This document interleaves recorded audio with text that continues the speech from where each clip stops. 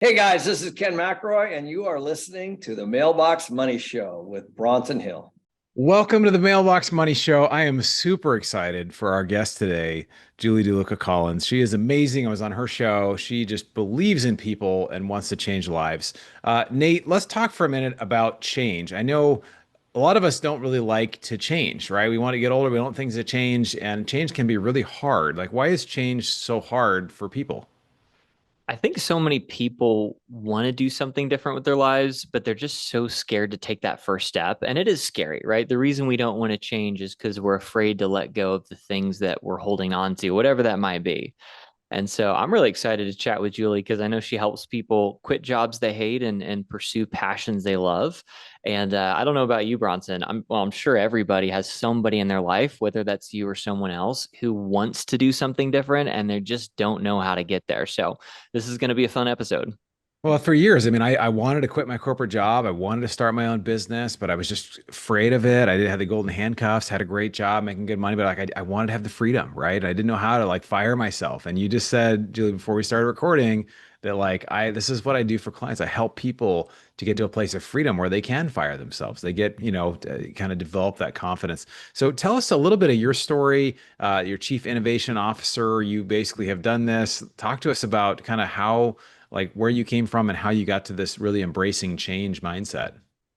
Well, I have to tell you that I'm human and I hate change and I force myself to change. And that's really the secret to confidence for me, I think, and coming first, I didn't mention this when we spoke earlier, but I was a teacher Mhm. and I was not satisfied with that, not because I don't love teaching and I didn't love the students, but I wanted more. So I went into the corporate environment and I worked for an educational company for many years, and I grew through the ranks of the company.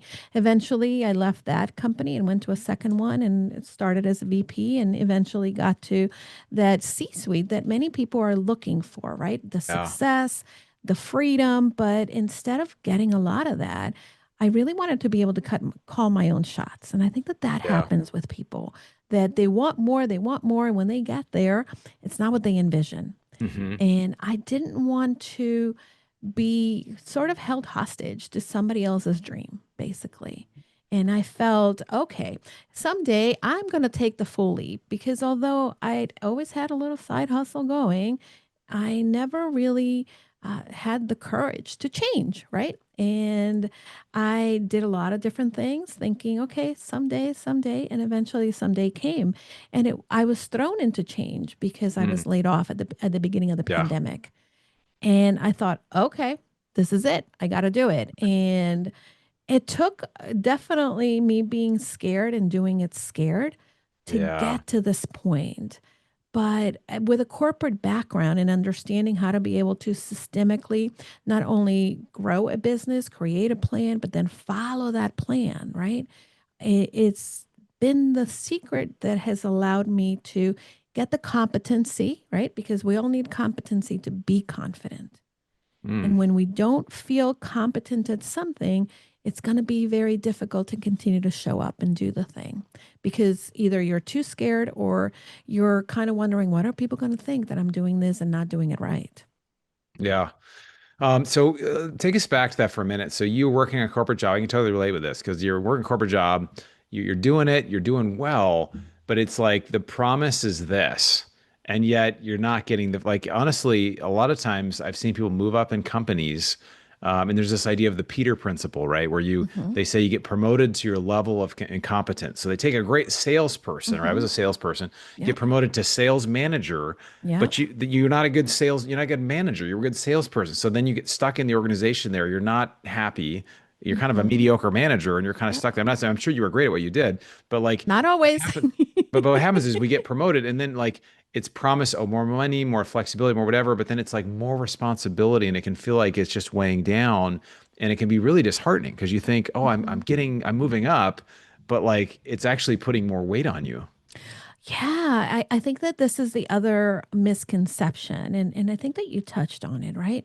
You get promoted because you're great at what you do, but you're not great at what they're promoting you into. And many people think that when we apply for a job, we have to check off all the boxes.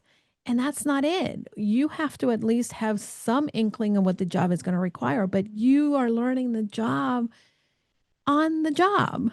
And that's how you're going to learn to fail. You're going to learn to, okay, that's not how I do that. And you come into your own, but for a long time you end up not being great. And that definitely hits your confidence level, because all of a sudden you were at the top of your game, like you were in your sales, right? And then all of Yeah. a sudden, wait a minute, I'm not good at this, and I'm supposed to tell people how to do the thing that I was really good at, but I'm not really good at doing that. That's Yeah. that's I, hard. I have a question for Nate on this too. I want to ask this. The idea of Brené Brown, I love Brené Brown's work. And I discovered it when I went through my divorce, 6, 7 years ago, about just this idea of like being in the arena, right? She uses that quote of, like daring greatly, like, it's not the critic that counts, but the one who's actually in the arena. And she says one thing at one point, she says, like, it's good to matter what some people think of you, but you can't matter what everyone thinks of you, right? So Yeah. she's like, if you're not in the arena getting your ass kicked, she's like, I don't care what you think about what I'm doing. Right. And so, Nate, why don't you talk a little bit about kind of what you see in the arena and kind of how because you've really put yourself out there in the arena, writing a couple of books recently as well. I know Julie's written a book as well. And and not just writing a book, but just in a lot of ways doing things that you feel uncomfortable with. But Nate, why don't you talk a little bit about that being in the arena moment, and what that feels like? Yeah, what's funny about being in the arena and meeting other people who have been in the arena is you realize, oh, wow, these amazing people I look up to that I think are just aliens from another planet, they're actually just like me. They just did bigger things, right? You meet enough people who are making 10, 20, 100 times what you are. You meet enough people, that are celebrities or whatever. And if you have real conversations, not that they're ordinary, per se, because they are incredible, but they're just other people who chose to consistently do hard things. And over a period of time, they developed into the person that you can look up to, like a Brene Brown. And you almost have to look up at them. But the reality is Brene, just like any of us, just made the conscious decision to do hard things. And she did it long enough to where she became who she is today. And I was going to ask you, Julie, because, a lot of people know that they're stuck. I think most people know that they're stuck. A lot of people are willing to admit that they're stuck, but the reason they stay there is because they don't know the next few steps. And one of my favorite books on how to quit your job, well, Amy Porterfield's 2 Week Notice is Yeah. great, but also From Passive to Passionate from Brian Lubin. His theory is that you just need to develop enough income and enough passive income to where you won't starve. And then you can go do the thing that you're passionate about. What's Mhm. your take on that? Like, what do you feel like people need to quit the job they hate, the job they're incompetent at, the job they wish they could quit? What do you feel like are those next few steps that they need to take? Such a good question. Mm. I call being stuck in that job being in your frenemy behavior, right? It's you're there because it's comfortable, it's natural, it's Oh, friend, it's what you know, but it's your enemy as well, because it keeps you grounded and it keeps you from really going after your dream or the life that you really want for yourself. And I think that the first step, and in speaking to so many different women on my podcast, I hear this a lot. The first step to many things is the awareness, is knowing that you're stuck, knowing that, okay, I'm here and I feel like this is my comfort level and I really want to go and do the thing and have a job. And I love how you talked about how creating some passive income, creating some income, right? All of a sudden, it's a great way to start off. And then for me, I know that I knew that I could make money outside of what I was doing, right? Because I already had done it. I had done consulting jobs, I had done here and there. It was just a matter of saying, okay, I'm not sure if I can do it all the time, but I know I'm going to do it. And I'm going to start with just knowing that I feel more comfortable staying in my job. And I know I hear you, comfort zone, but I don't want to be there. yeah. And you have to choose your heart, I think, at that moment. And So that's going it back to sounds like at Brene. some level, though, and correct me or add to this if you'd like, but it sounds like at some level for yourself and for the people that you coach, there is a level of dipping your toes in the water, right? Yeah. Where you're not encouraging Mm. people to just quit their job and then try the Mhm. new thing. You're Yeah. encouraging them to start that side hustle, start generating income, to give yourself confidence that you can really make that leap. Is that right? Or give us more? 100%. 100%. I'm a tiny habits coach. I'm certified in Yeah. tiny habits, and I'm always going to encourage you to start small. Pick the first thing and then do it. And then next day, do it again, but do it Yeah. 1% better. And that's really when it comes to leaving a job, it's scary to all of a sudden say, I'm going to walk away from this career. But if you say, hey, maybe I'm going to invest 1 hour a week, 2 hours, and start to dip your toes in the water, you're going to get the evidence that you can do it. And then also the security, right? That Yeah. you need sometimes to be able to leave a job. Julie, I just love, we both you guys are sharing because big things really start small. And I think Yeah. sometimes in our mind, and for me, I look back on my mindset when I had my job and I was like I was making more money doing my investing stuff than in my multiple six-figure job. But like, it just freaked me out. What happens if it doesn't work? What happens if it fails? What happens? And all of my friends and family were like, don't leave your job. They were all like, but then I got in a room full of entrepreneurs. They were more successful. They had all this stuff. And I shared with them, and without exception, they all said, yeah, you should leave your job pretty much as soon as possible. And then this was really helpful. One of them said, and if it doesn't work, you could always go back to medical sales. And I was like, huh, I could always go back to medical. Like, it's funny how our brain doesn't even Right, think, like, I right. didn't even think that was an option. I was like, it's either going to be like, if it doesn't work, then I'm a failure. But like, it's just like, I think it's just being comfortable with failure. I mean, there's that quote by Michael Jordan. It's like, I've missed, and I quote this a lot, but I've missed the game winning shot this many times. I've taken this many shots and I've missed, and I'm going to keep shooting. And he's like, and that's why I'm successful, right? As I keep Mhm. taking those shots. So actually, I Yeah. wanted to ask you this particularly specifically. I know you work with a lot of women specifically, but and I have my daughter's 12, and so anytime I can try to find a way to empower women, I think it's awesome. I think we really owe it to ourselves and everyone just to really empower the women in our lives. And we've talked about this actually before we started recording, that a guy will have 2 out of 10 of the qualifications for a job, and he'll apply, and a woman will have 9 or 10, and still like, I don't know, should I apply, whatever. And there are some gender difference there potentially, but why do you think that is? And also, what do you think we can do? And that means not just women, but like in general, to encourage people in our lives that feel timid. Or how can we encourage Mm. ourselves if we feel timid? So my opinion, and again, there might be people who disagree with me, but I think for many women in particular, we can only replicate what we have seen and that's why representation matters. And if you haven't seen, like in my life, I saw a strong woman who took charge, who owned the thing and ran the thing and was the boss. And yes, we can see somebody on TV or these big examples, but it's not until we actually see someone that we know that it starts to ingrain in us. Like, wait a minute, that is possible. Oh, wait a minute, they do it because I know they're flawed. I know they're not perfect. And so am I. Then all of a sudden it becomes that possibility. This is what I call believing mirrors. That person mirrors to you what is possible within you. Yeah. And a lot of times we don't see that. And that's what really shakes our confidence. And that's Mm, also why we get stuck because it's easier to see our inabilities than our possibilities. mm. So good. So good. Believe it. Say that last line again. It's easier to see our inabilities than our possibilities. I think that really comes from the brain. Like, we are Hmm. so wired to the negative, right? Like, Yeah. and we talk a lot about mindset on the show. And like, it used to be there'd be a lion around the corner. You had to always be afraid, or like you're gonna eat Yeah. the wrong berry and you're gonna die. It's like, we're not Yeah. really, but it's something like 80, 85% negative. We're so attuned to Hmm. the dangers. But Yeah. it's reminding ourselves. One of my favorite I'm a Bible guy, but one of my favorite verses is God can do exceedingly more than all we can ever think or even imagine, right? Or Mm. even Napoleon Hill from Think and Grow Rich. Like, spend 30 minutes thinking of the day, thinking about the person that you intend to become. Nate, Hmm. why don't you jump in here and talk about like possibility versus threat, like kind of how we get over that? Yeah, I think something that's been really helpful for me is just acknowledging how many endless possibilities there are, right? There are only a certain number of ways we can kill ourselves and die. There are a million more ways that we can thrive. And one of the things that I love about chatting with entrepreneurs like you, Julie, is the way that you think about impact, the way that you think about money, the way that you think about opportunity is very different from somebody who has trained themselves to excel in a 9 to 5 job. And it has Mm, to be, right?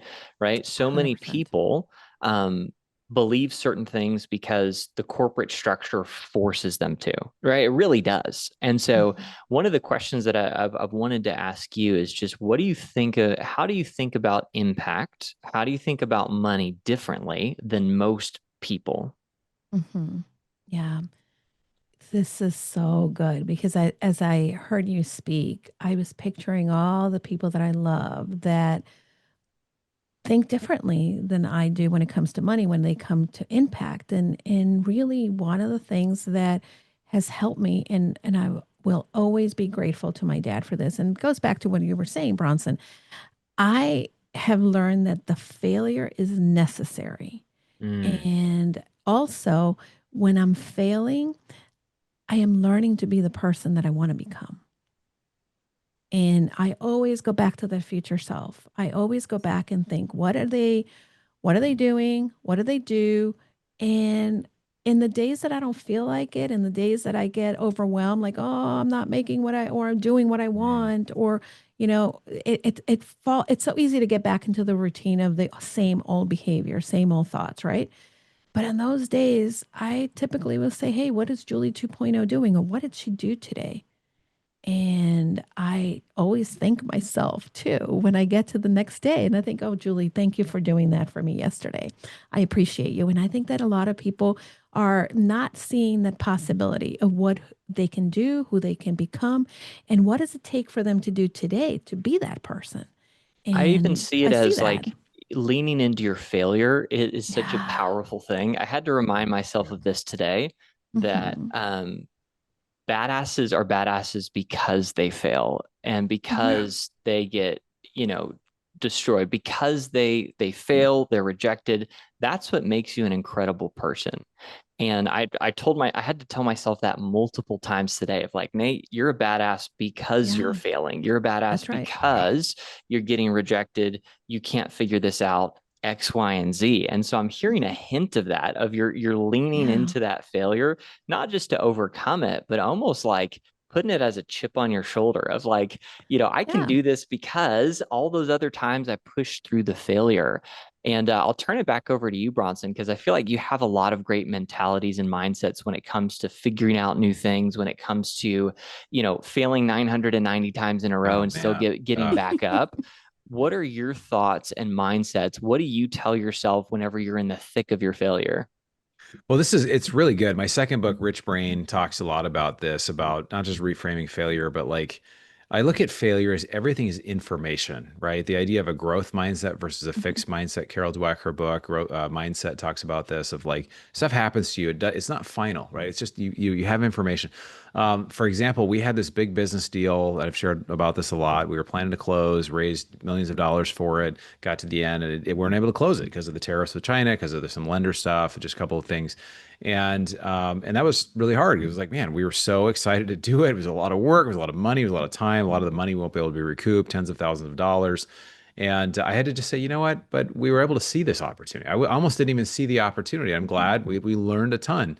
And now, so even fast forward now, we've got the lender, at least at the time of recording this, hopefully this will change, has $110,000 fully refundable deposit for the $10 million loan, is not returning the money, right? And we don't know. It's been almost 60 days. Like, they should have returned it immediately. So we don't know. Are we going to have to, file a lawsuit? Are we going to have to, like, well, what do we have to do to get this money back? And even that is like, oh my gosh, like, we could really use the money now, use whatever. But like, I have to remind myself that everything is information. I'm learning. We're growing, and whatever happens, I'm going to learn some stuff through this. And so again, I think and a lot of people do this when they invest too. They'll like, oh, I put money into this thing, and it either was a lot, it didn't work the way I wanted or whatever, and then they'll like I had a friend invest in Cleveland where we invested in the market years ago, and he had totally destroyed in Cleveland, and then just like it kind of crippled like the way he just like, I'm just not a good investor. And I think you have to really fight against that, because it's Mhm. not the like going through a challenge or a setback. It's the believing whatever,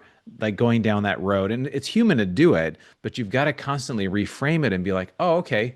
Like this is actually, I actually learned something here. I actually learned, okay, Mhm. I actually learned when I go through something. And if you believe that you want it, you have this big call in your life and you want to make a difference, you want to be a, like, you got to be more willing to handle more uncertainty in your life and more. And I mean, I'm going on my soapbox here, but I believe that,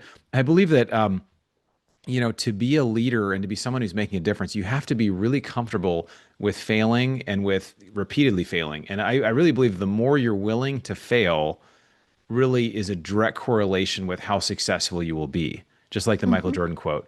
So, Julie, why don't you talk to us just whatever came up for you when I shared that? Like, I know there's a lot there that I talked about. Okay, so the one thing that really first came up as you were speaking is the stories we tell ourselves need to be questioned. Hmm. Am I a failure? Are you telling yourself a story that is keeping you stuck? Or are you questioning the story and saying, is that real? Is it Yeah. true?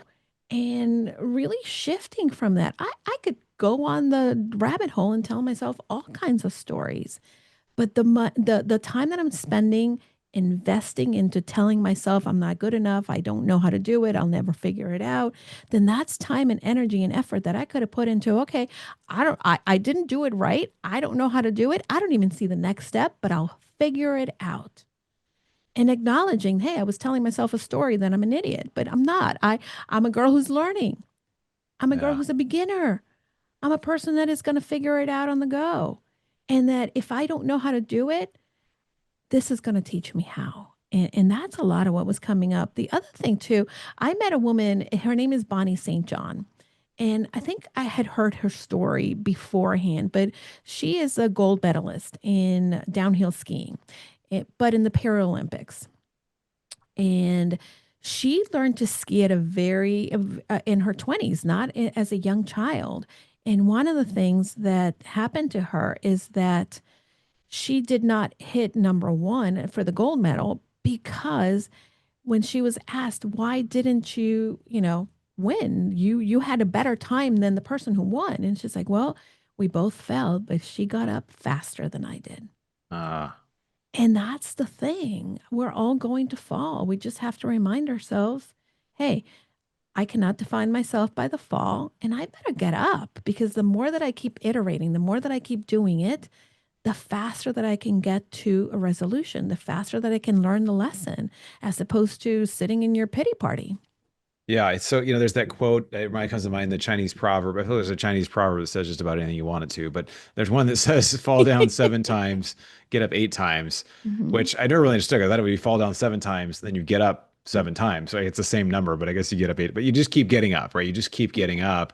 Yeah. Nate, I just love to know from you, man. I mean, is there a story you could share, how you got kicked in the teeth on something and you had to kind of rebound? Because everything I see you do just turns to gold, man. I mean, you've written multiple best-selling books. Like, what's a story you could share, or just that And you've that's had the a thing. It looks like that from the yeah, outside, right? it I, does. I think, Yeah, the that's amount true. of friends that who actually know me well, who just think that I go from victory to victory is astounding. What they don't realize is there's about 80 failures behind each victory, right? Yeah, Mhm. yeah. People don't realize, even people who know me don't realize how many times you have to fail. Wow. And so two thoughts on that. So the first thought, going back to an earlier thing you said, Julie, what you were talking about, I think is another reason having a stacked calendar can be so helpful, because when you fail, get kicked in the teeth, and then dwell on it in like an unhealthy sense, right? Mhm. Right after you get kicked in the teeth, that just sucks your confidence and then you're Yeah. hosed. But if you have a stacked calendar and you know you've got 4 minutes before you need to go and face that bull again, you just gotta go for it, right? So Yeah. Yeah. stacking your calendar can be really, really helpful. If you were to look at my calendar, I double book myself all the time on purpose to force myself to just get the repetitions in. I think Mhm. that's just a Yeah. practical Yep. hack for that. But to answer your question, Bronson, it all started whenever I was selling books door to door in college. And I That sounds was like a tough working job, man. Sounds like a tough 125 job. to 130 hours a week. and I call it the cult. It was a sales cult. They outlawed Wow. warm showers. And so I would bathe in cold water in Michigan in the Arctic tundra. And I wouldn't walk, I would only jog. I got rid of the cell phone. And that taught me that I can do almost anything. It taught me Mm, how to stack my calendar. It taught me whenever I'm rejected, fail, feel like a failure, want to quit, to just go to the next door, to go mhm. just do the next thing.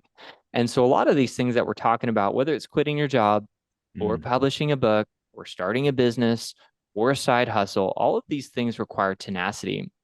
And there's no book that can give you tenacity. Mm. You just have to go do it. And it Yeah. sucks. It's the worst. But on the other side of that, you can have a life that you enjoy. And then, Mhm. you get to be on a podcast and have all these people ask you, Yeah. how do you have a perfect 100 shots in a row? And you can just laugh about it because, from the outside looking in, people think it's just natural. but it's Mm, amazing too. There's so much to say about this, and I love where we're going with this. But the idea of adversity, things don't happen to us, they yeah. really happen for us. And I Mhm. think Yeah. there's a faith component in that, whether it's faith in God, or it's faith in the universe. You have to have some greater view that, I am somehow I'm growing. There's a character development. There's something good that's happening here. I think faith is a central component because if anything's just random, then you can't really develop that. How do you, like, Julie, how do you coach someone? So and Nate and I both, I think all of us, it's just an illusion. If you see somebody successful, it's like, oh, they must never had anything and they just did this and it went out. Like, I've had so many crazy times where like, oh my gosh, my life feels like it's over. Like it just is like, what am I gonna do here? But like, how do you, because you're a coach, how do you coach people when they're in that moment? They got laid off during Mhm. COVID. They found out they have a disease, or their family member has a terminal something, or they've gotten something really hard happen, or a big setback they didn't expect. How do you kind of walk with someone, or how do you walk with yourself through that? Yeah. Great question. Um, I'm a person of faith, number one. So I know that there's a greater plan, number one. And when I'm coaching individuals, life is going to happen. I had actually a client, and she doesn't mind me sharing this, but her son passed, Mm, and it was unexpected. It was the most excruciating thing for her. And at that moment, the only thing that I could do for her and for her business was hold space for her and be there in whatever way she needed when she needed somebody. The mm, second thing is what I teach my client that helped her in particular, and I would say it helps all of us as we're struggling in lives, right? Is mm, I teach individuals to create that system, to create the net that catches you. And mm, that means that in the difficult moment, you're not going to feel like doing it. You may not want to, you may not even get to because whatever has happened to you. But when you're ready to, it is easier to come back to the flow. It is easier to come back to the business. It's easier to keep going when you have a plan in place. When you say, "Okay, what is the plan?" And that's typically what I will say to a lot of my clients. Like when something goes wrong, I'll say, "But what is the plan? What was the plan? Did you follow the plan? Did you even have a plan? Because if you don't have a plan, then you don't even know which way you're going." yeah. But a lot of times, especially for entrepreneurs, we are so easily distracted. We don't need life to life. We can distract ourselves. That's And if we take these detours and we don't know, okay, what was the main road that I was on, then that's going to definitely impact us, and it's going to impact our progress, and it's going to impact our confidence. So that's a lot of what I do for myself, because by the way, I am my best client. And mm. when life happens, having that plan helps me recalibrate and come back quicker. And by the way, Nate, I love that you stack your calendar. I do too, and people think I'm crazy. But for me, it is easier to keep going because when you have that span of time in which you have to, like you haven't been doing it, or you had a failure and then you kind of sit in the pity party, then you don't even know where to start. And Yeah. and yeah, it's easier to stay down when you're down. It's so true. I want to talk for a bit about purpose. I think that for a lot of us, and in the wealth space, there's a lot of people that are out there that are like, hey, get your jet and your Mai Tai and, live a life and just have passive income. And that's great. There's nothing wrong inherently with doing that. That's great. I think people should Mhm. live. I traveled 6 times last year international. I love travel. But I think there's so much power in having something you stand for, right? That I stand for Mm, transformation in people's lives, right? I want them to transform to become who they were created to be. That's my own personal faith belief, right? Is that people have a purpose, and it's so powerful. So, um, I'd love for both of you to answer this, but how do you help identify and encourage people in their purpose when it's, mm. obviously that's a very personal internal thing, but when someone's like, hey, I want this, and you're like, well, let's go back to what's important here. You want to go first, Nate, or I can go? I can Just go. okay. I think one of the most empowering things you can do to help somebody walk out on their purpose is ask lots of questions, Hmm. right? I'm always amazed at how often I can sit down with someone, ask them what they want in life, and then hear the start of an answer, the superficial answer they'll give all their friends, right, or acquaintances whenever they meet them. And then all it takes is to ask a few questions at once, and then they go to that next level. They go a little bit deeper. And then you can hear them actually process in real time what they want. And so many times they'll actually realize something, they'll verbalize something they hadn't verbalized before. And that's incredibly powerful, right? It's shocking how few people, how many people have few people in their life who will ask them those questions and then keep asking and actually want to know. And then Mm, it's as simple as asking, well, what is it going to take to get there? And that is so empowering, right? Because I can tell people all day long how to achieve their goals. That's a lot of times not helpful, right? Sometimes it is, right? When you're a coach and they're asking you, that's great, right? But just in people that you're meeting randomly at a coffee shop or friends of friends, right? Telling them how to do anything is never helpful. Asking them questions on what they want, why they want that, and then how they're going to get there is really, really empowering for some people. You can see them light up. So that would be my best piece of advice. And then one of the things I stole from Alex Hermosi is sometimes the best advice you can give someone, not always, but a lot of times is just you'll figure it out, right? And I know that's not the specific advice, but a lot of times people already know how to Yeah. achieve the thing they want and they know mm, how they're going to do it. And that's the challenge, right? I know how to achieve my goals Nate's way. I don't really know how Bronson achieves his goals Nate's way, right?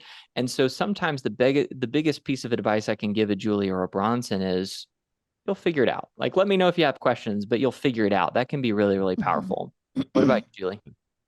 Yeah, I actually love the question when it comes to purpose, because it's that thing that we talk about and we often hear, but how do we figure it out? And so much so that I love this conversation on purpose. I held an event called the Purposeful You Summit because I wanted to Oh, ask people, wow. how did you find your purpose? And Mm. for me, the way that I have found my purpose and the way that I shared with others is it's the intersection of what I'm passionate about and what I'm proficient at. I marry those. And then in the middle is what I value. My values are very important. For me, service is very much part of who I am. I love to give back to others. I always had been, and it's been ingrained in me.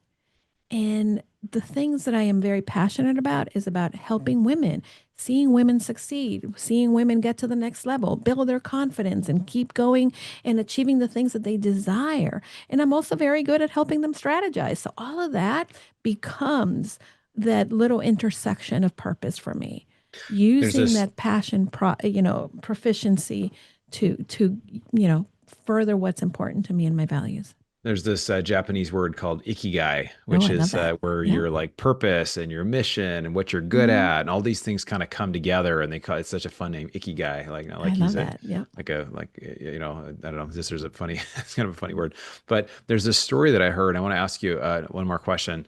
There's a story I heard about, and I heard this years ago, but there was this, the tide was going out and there were all these starfish on the beach. You may have heard this story. And this Mhm. little boy was going along and he was throwing the starfish back in the water, right, one at a time. And this old man comes around and just says like, hey, what are you doing here? Like, the kid's like, I'm saving the starfish. And the old man's like, well, there's thousands here. What do you think you can make a difference here? And the boy like turns, looks at one starfish and says, and throws it in the water and says, well, it made a difference for that one. Right. And just the Mhm. idea of like, maybe I can't change millions of lives, or I can't do all these things, but I can do for one person. I can give a Mhm. smile. I can help in one way, which I think is so powerful. Yeah. Wanted to ask you, and also on this topic as well, but I know we're getting into like stuff that I think is super. I love the depth of the conversation, and I also want to have a practical side too, because there's this like we can talk, and I was getting a little emotional around the purpose side of things, but also like, well, what's a practical thing that someone can do that's like a habit that can help someone when they get stuck, or what's something you Mm. use when you get stuck? Yeah. So one thing, and again, I go back to the tiny habits Yeah. because tiny is mighty, like Dr. BJ Fogg says. When I get stuck or when other people get stuck, the first thing is to pause and to go back and to be aware. Our world is moving really, really fast, Yeah. really fast. And, we talked with Nate about having our calendar stacked. But you also have to take the time to pause Mm. because in that breath, you can recalibrate yourself. In that breath, you can really start to say, okay, well, what is the next best thing, the next step? And how am I feeling? Connecting to yourself and hearing, right? Like we've talked about before. I'm telling myself a story that I am terrible. Okay, Mm. let me take a beat. Let me take a breath. Okay, I'm telling myself that. But I'm going to make it this way. I'm going to take that step because if I'm showing up to this conversation as the best of me, then you too are going to walk away and say, oh, that was a great fun time we had. And the people that you're going to connect with after this conversation are going to benefit from you coming in that positive mindset. And, just like we can mirror ourselves in the negative, and that's what our mirror neurons do, right? We can mirror ourselves for the positive. So if I'm coming in and showing up in the best possible way, then I'm also regulating not only myself, but the conversation. And then you walk away to regulate others in the same way. And that's that ripple effect. I love it. I love it. Julie, this has been amazing. You're a wonderful person. Obviously, been on your show. I Mm. had a great chance to get to know you, but just your heart really for people, for women, for changing lives, I think is just really apparent. And your book, Confident You, looks amazing, and it's just about how simple habits to live the life you've imagined. And it really is a series of choices we make. So I just thank you for bringing that to us. Thank you for what you shared about purpose and just really those conversations that really matter. So I'm very grateful for you. How can people get in touch, follow what you're doing, reach out to you, hear about your coaching? Why don't you give people a way that they can connect with you? Yeah, absolutely. So you can go to my website, goconfidentlycoaching.com, and you can shoot me a message there, or you can download some of my free resources. I have tons of free resources because I create everything that I didn't have when I started my business. So if somebody is struggling with any part of leaving your job, creating that purpose filled plan or whatever, it's there. That's what I needed. Like I said, I'm my best coach, my best client, and that's the best way to connect with me. You can hear my podcast. You can go to the website, and everything is there.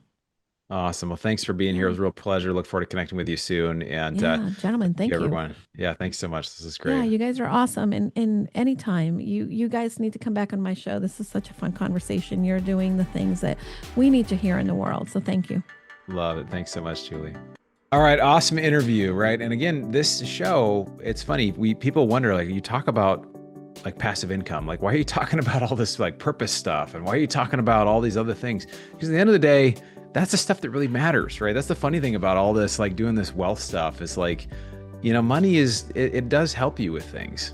But like what's most important is that you live out your purpose, that you do what you're here to do, that you make the most of it, and you can reframe these things that you feel are defeating. Like I got that out of this conversation, and really make them into, these are not stumbling blocks, they're stepping stones, right? They're things that actually happen for you to help you grow to become the person you want. And if you say yes to the calling you have, and we all have a calling on our life, a purpose on our life, you're gonna have to go through some stuff, but it actually can refine you. And like for me, the toughest things in my life, going through my divorce, going through getting fired from a job, when I was out of college, like those were some of the harder things in my life. and yet they also produced the most profound sense of growth in me. So Nate, what did you get out of this interview? Yeah, the big golden nugget. I loved when she was talking about the frenemy behavior, because you know who will consistently give you the worst advice? The people who love you most. And they give you the worst advice because they love you and they don't want to see you fail and they don't want to see you with heartbreak. And, you know, your mother, your father, your cousin, your best friend will consistently tell you frenemy advice, the things that are the advice that's just good enough to get you by without any pain. When what you really need sometimes is to do the hard thing. What you really need sometimes is to take a healthy dose of a kick in the pants and go do the thing that's hard, that's scary, that's painful, because on the other side, it's worth it. So it was really cool hearing her talk about that. I'd never heard about frenemy behavior, but I hope to steal that line and use it forever. I love it. I love it, man. Well, honest, this was a great conversation. We love what we're creating here with you, our audience, as the Mailbox Money Show. Would love to have you share this. Love to have you reach out to Julie as well. But we're so excited for what we're creating. We're excited for what you're creating in your life. So please do reach out to us, bronsonequity.com. We're doing different deals. Join our investment club. Reach out to Nate. He's got his books he's writing. If you want to write a book, he's the guy to talk to. He really helped me to get it from 80% done to like across the finish line. So reach out to him. So appreciate you for being here for everybody. For Nate, thank you. And we'll look forward to seeing you guys in the next episode of the Mailbox Money Show. You've been listening to the Mailbox Money Podcast. For more free resources, articles, and videos, go to bronsonequity.com. There you can download your copy of the special report, The Single Best Investment Strategy During and After a Pandemic. None of the information shared here is an offer to buy a specific investment, and this is for educational purposes only. Consult your financial, legal, and tax professionals and use your own common sense before making any investment decisions. Thanks for joining us, and be sure to tune in next time for more Mailbox Money.